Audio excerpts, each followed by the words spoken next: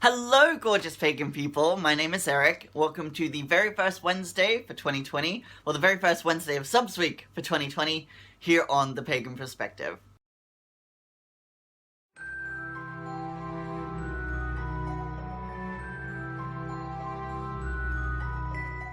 Our question this week is just a general starting question for the year. A wonderful question, of course. And we're just talking about our goals, our intentions for this year. What are we reading? What are we doing? What are we into? So this is a fun question. I'm excited to share this with you. I've sort of been out of the swing of making videos since the end of last year. I finally accepted the call to Voodoo, Haitian Voodoo. And so I've sort of had a bit of a roadblock. I don't feel like I can talk about Voodoo. I feel like I'm still an outsider and I don't really have any authority to say anything and I don't really know anything yet. So I'm kind of having this like struggle with my personal channel, but I feel like on this channel where we're like answering questions and things are more focused, I can speak like a little bit more broadly to my experience in the pagan community. And like I just have a bit more knowledge in that area, a bit more experience there than I do in this space, so it's kind of hard for me to talk about it. So I think I'm going to be leaning on a lot of my past experiences answering the questions from here on out.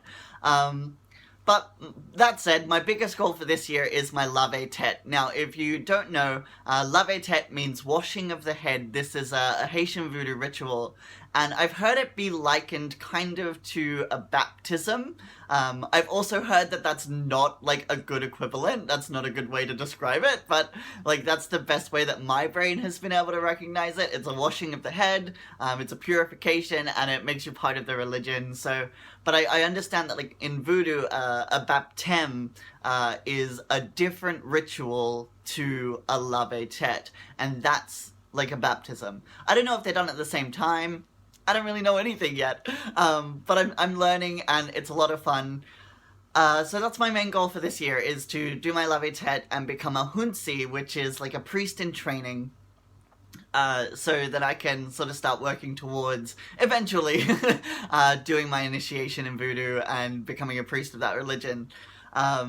So that's my biggest goal for this year. That's the thing I want to do the most. Whether that means I'm going to be like saving my pennies and going internationally to do that, or if we'll get somebody to come to Australia to do that. We don't really have anyone here who's able to do it yet. Voodoo is still really new here. We don't have many, if any, initiates running around. And so, like, my mentor has actually helped me to build a altar to Papa Legba in my store, which is really cool because, again, like, we don't have that here, so it's exciting to me to have this space where people can, like, come and salute Legba and commune with him and just have that space where that can be done. I think is really cool to have in this country at all, because I don't know of it anywhere else at this stage. I'm really interested to see like where voodoo will be in 20 years in this country, as like with where it is now. So yeah, my main goal this year is lave tete, to be able to start helping the community and acting in that way. As for what I'm currently reading, I wanted to spruik this book I've been reading.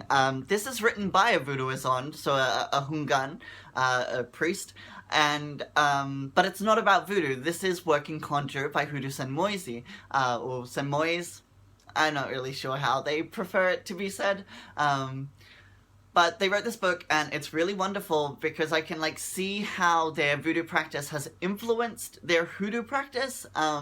So it's a really interesting book to get like somebody's experiential understanding of this stuff, but it's also not an autobiography, which I've read a few of, so that's really cool. What am I really into at the moment? You know what else I'm reading, actually, is the Book of the Law. The Book of the Law! How's that for some enunciation? So, Liber Alva Legis, or Legis, or however it's said, this is the sacred text of Thelema that was channeled by Aleister Crowley. We're reading this for the book club at my store. So I'm rereading that at the moment and trying to, like, decipher it. It was really important to me to be able to use books that people could access in, like, the public domain. So I'm using a lot of, like, older books, but you know, Aleister Crowley's sort of poetic language, or Iwas, if, you know, you sort of accept that it was like a channeled text, I guess. It's very poetic, very cryptic, so I'm sort of trying to come up with some questions to stimulate discussion in the next book club. So if you've read it, if you're a Thelemite, leave me some discussion points in the comments of this video, so I have some things to talk about with this crazy text. I love it. I love Thelema a lot. I really enjoyed Aleister Crowley. I've got his Liber ABA behind me, book 4. Really cool. Anyway, I'm getting off track. Always, you know, always into Crowley. Yeah, what am I really into? The Magicians, which is a TV show. I don't know if you guys watch it, but I really love it. It's sort of, like, in terms of, like, fictional worlds that describe what it's actually like to be a magician in 2020, like, I love The Magicians for that, because it's so real and so raw and just wonderful. Like, it's fantasy, of course, but, like, I can relate to the characters on an emotional level. There's this, like, quote where, like, they say, magic doesn't come from talent, magic comes from pain, and just, like, things like that I think are really fun to have as, like, shadow working prompts and stuff. Really cool. They're, like, all have depression and anxiety, and it's, like, so relatable and wonderful. So, yeah, that's some things that I'm into at the moment. I'm trying to think what else I've sort of been up to. I'm bullet journaling again. For 2019, I used a Filofax, and I really enjoyed that, but I found that it's the rings. I'm not into the rings. I need a bound book. So I've moved back into Moleskine, a just dot grid Moleskine, so I'm using that for planning now. And it's going well. You know, bullet journaling is wonderful. If you guys don't know about bullet journaling, you should definitely check that out. It's not explicitly a magical practice, but, like, magical record keeping has always been a really big focus and interest of mine. And so, like, time keeping and journaling and those kind of record keepings have been a focus of mine as well. So bullet journaling has been really helpful for that, and writer Carol, who invented the bullet journaling system, actually did a video recently about including long-form journaling in your bullet journal, so it's like everything I needed.